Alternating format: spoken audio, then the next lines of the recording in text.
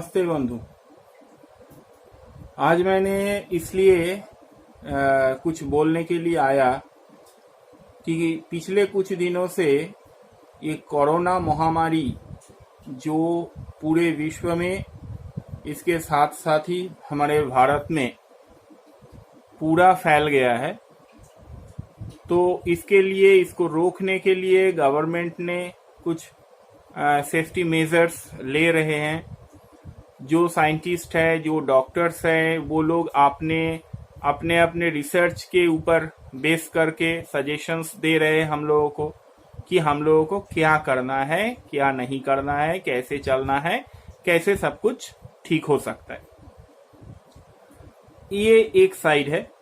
और एक साइड होता है कि जो धार्मिक लोग होते हैं, आचार्य लोग होते हैं, विद्वान लोग होते हैं, वो धर्मशास्त्र से कुछ रेफरेंस लेके बोलते हैं कि आपातकाल में क्या करना चाहिए, महामारी के टाइम में क्या करना चाहिए, कोई बड़ा सा आफत आ गया तो क्या करना चाहिए, कौन कौन देवी देवता का पूजन हम लोग कर सकते हैं, ये सब बोलते हैं विथ रेफरेंस।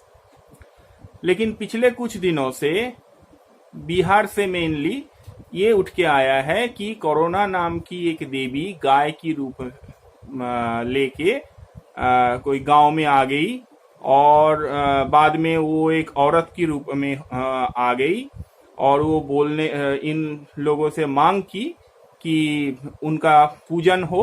उनका अगर पूजन नहीं होगा तो वो सबको कोरोना से इन्फेक्ट कर देंगे, सब कुछ डिस्ट्रॉय कर देंगे।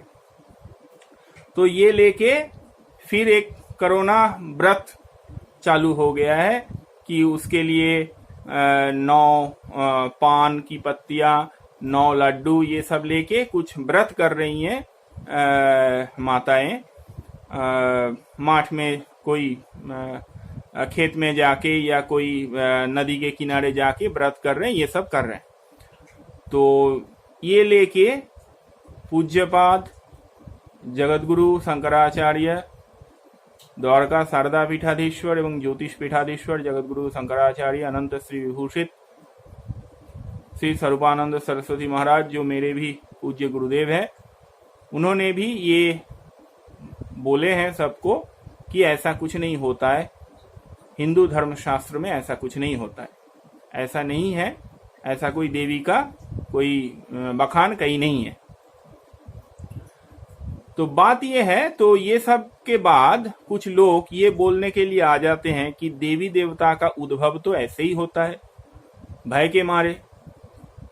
वज्रपात देख लिया तो इंद्र का पूजा चालू हो गया, तो समुंदर का बाण या नदी का बाण देख लिया तो वरुण का पूजा चालू हो गया, तो मृत्यु देख लिया तो जम का पूजन चालू हो गया।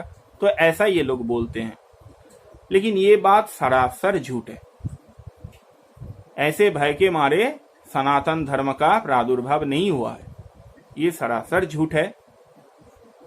हमारे जो धर्मशास्त्र है, वेद आदि, तंत्र आदि जो धर्मशास्त्र है, मूलतः ये तंत्र शास्त्र में मंत्र का स्फुरन पहले होता है। पहले मंत्र का स्फुरन होता है कोई ऋषि के सामने कि अमुक मंत्रस्य अमुक ऋषि अमुक छंदः अमुक देवता।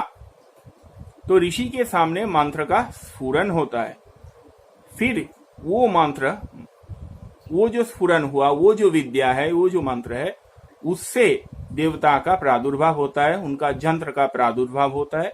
लेकिन बाद में पूजन, तांत्रिक पूजन का जैसा विधि है, तो पूजन करने के बाद फिर वो सब मंत्र में लीन हो जाते हैं, लय हो जाते हैं मंत्र में, और साधक मंत्र को अपने हृदय में रख देते हैं, सेव करके रखते हैं इधर।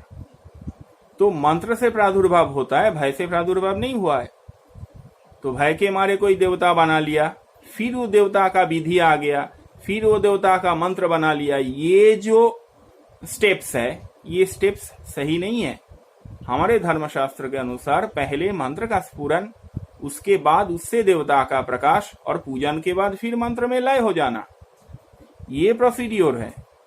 देवता पहले बना ली, उसके बाद उसके लिए कोई मंत्र ढूंढ के निकाल लिया, ऐसे सनातन धर्म का प्रादुर्भाव नहीं हुआ है। ये सरासर झूठ है। इसीलिए ये सब बात में मत आइए, ये सब देवी देवता का पूजन भी मत कीजिए, और ये भी मत सोचिए कि हमारे देवी देवता जो है उन सब का प्रादुर्भाव भी ऐसे ही आया है, ऐसे हुआ है। ये सब युक्तिवादी लोग कुछ होते हैं, ये सब उल्टा सीधा बोलते रहते हैं। तो ऐसा बिल्कुल नहीं है। जो हमारे धर्मशास्त्र में बोला गया है जो है उसका पालन कीजिए। अगर ये महामारी है, अगर कोई आपदा आ गया है तो आपदी किम करणीयम, तो भगवत्पाद बोले हैं, शास्त्र बोल रहे हैं कि अम्बा का चरण युगल का, देवी का चरण युगल का स्मरण करना चाहिए।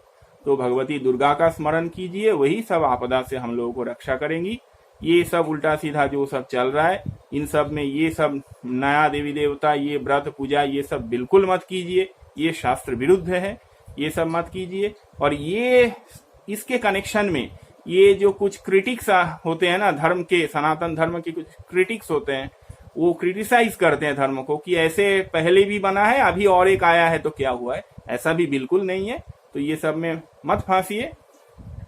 जो आचार्य लोग, जो शास्त्र में जो लिखा हुआ है वो कीजिए। एक ना एक दिन जरूर हम लोगों को ये सब से मुक्ति मिलेगा। जय भगवती, जय गुरुदेव।